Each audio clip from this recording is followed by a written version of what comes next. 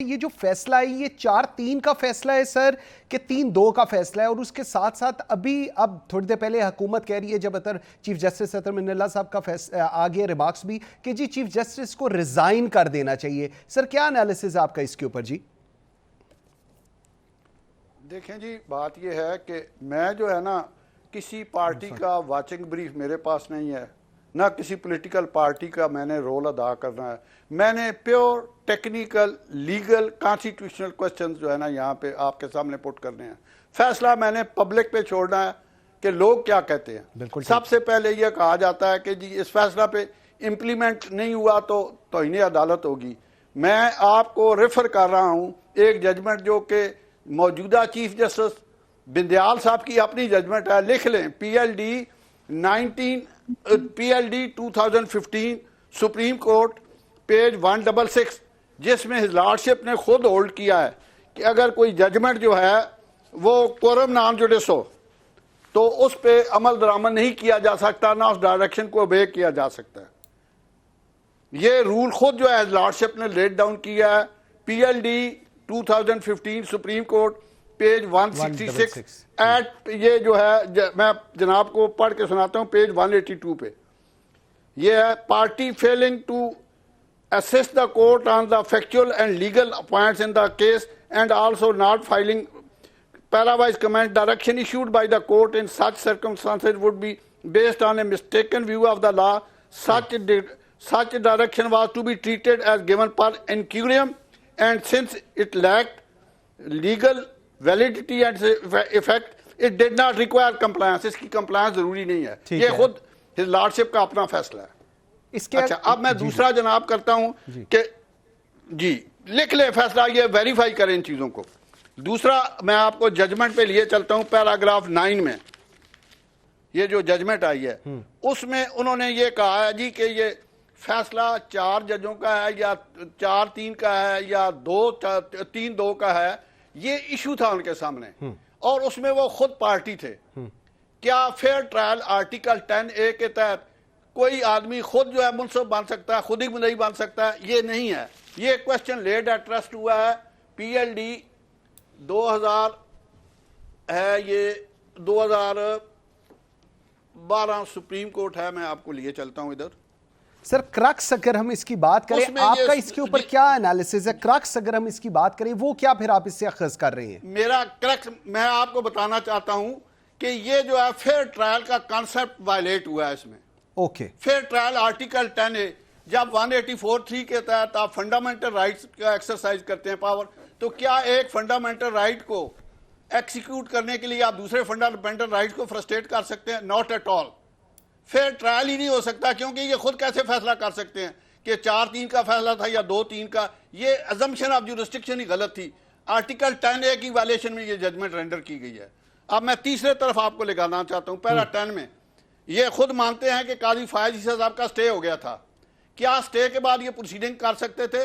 After rendering this judgment they realise their fault, और उन्होंने 6 जजों का बेंच कायम करके 5 मिनट में फैसला ले लिया। का कोई वे आउट अब निकलता आपको नजर आ रहा है, या जो अब हुकूमत जो कह रही है कि जी रिजाइन कर देना चाहिए, is that the way out, या आपको लगता है कि अभी भी चीजें मेंड हो सकती हैं as far as Supreme Court decision is concerned? जी मंसूर, इसमें देखें 2 चीज़ें हैं। ये leaving aside all the political statements, मैं खुद एक लॉयर हूँ और स्टूडेंट ऑफ लॉ, सो मैं उससे ज़रा गुरेज करूँगा कि जी ये जजेस ठीक है, ये नहीं है, ये अप्रोप्रिएट नहीं मेरी कमेंट करना। लेकिन मेरा अपना जो एक नाकस कानूनी राय है वो ये है कि अगर ये जो 2023 का supreme court practice and procedure act है, अगर इसको पास कर दिया जाता है, और प्रेसिडेंट साहब अभी उन्होंने विथहोल्ड किया हुआ अपना असेंट उसके ऊपर, लेकिन वो आइन के नीचे अगर वो विथहोल्ड भी करें कुछ देर के बाद वैसे ही डीम्ड असेंट आ जाएगा, तो ये इसको फिर अपील में चले जाना चाहिए। और आई थिंक अपील में फिर सीजे को एक इससे बड़ा एक जो कोर्ट है वो ये फुल कोर्ट कॉन्स्टिट्यूट करना चाहिए। मेरा ख्याल है इसका यही है। और देखिए इन्होंने अब एक फैसला कर दिया हुआ है, और करीम साहब ने जो बात की है, सारे जो प्रेसिडेंट्स दिए बिल्कुल सही फरमा रहे हैं। अब देखें एक puts the CJ himself in a very precarious position. उनके ऊपर ऑब्वियसली बहुत क्रिटिसिज्म आए हुकूमती इत्तेहाद से। तो देखिए rather than a clash of institutions, मेरा ख्याल है अगर ये कानून पास हो जाए और ये अपील में चला जाए और इसको फुल कोर्ट सुन ले, तो कोई हर्ज नहीं है इसके अंदर। ठीक, बिल्कुल ठीक है। अच्छा जदून साहब, एक और चीज़, मिसकंडक्ट की हुकूमत बात कर रही है कि जी we can proceed with misconduct as far as in this regard. Sir इस पे थोड़ी सी रोशनी डालिएगा, और ये जो बेंच फिक्सिंग और ये मेरा तेरा जज, ये जो इस वक्त एक हीटअप सिचुएशन है पूरे मुल्क के अंदर, इसको रीअलाइन या रीएड्रेस किया जा सकता है या ये इसी तरह ही अब कंटिन्यू करेगा जी? नहीं, इसको देखें, ये अब मिसकंडक्ट तो बड़ा एक स्ट्रांग और बड़ा सीरियस एलिगेशन है। ये तो जो बंदा अगर लगाता है तो you must have the substantial evidence to support that के मिसकंडक्ट को ऑलरेडी डिफाइन है कि क्या क्या चीज़ें मिसकंडक्ट की। लीविंग अपार्ट, जिस तरह ये तेरा मेरा वाला इशू है, ये तो लाजमी रिजॉल्व होना चाहिए। उसकी वजह ये है ना कि जब आप एक ऐसा बेंच कंस्टिट्यूट करते हैं जिसका पहले से मीडिया को पता चल जाता है कि ये आर्डर, ये फैसला आएगा, एक आम आदमी जो है जो प्रोसीडिंग को समझता है या सुप्रीम कोर्ट के अंदर जाता है, उसको पता चल जाता है कि ये इस बेंच का ये फैसला है। ठीक है। तो इस जितना इम्प्रेशन है या इसका जो एक्सपेक्टेशन होती है, इसको डिस्पेल करने के लिए ये बहुत ज़रूरी हो गया है चीफ जस्टिस साहब के लिए कि बेंच की जो इस तरह हमारा ये एक्ट जब इन्होंने हवाला दिया है वो बन जाएगा, लॉ जो एक्ट बन जाएगा, उसके बाद जो है बेंच कंस्टिट्यूशन जो चली जाएगी 3 सीनियर मोस्ट जजेस के हाथ में। हो सकता है उससे पे ये तेरा मेरा वाला सिलसिला खत्म हो जाए।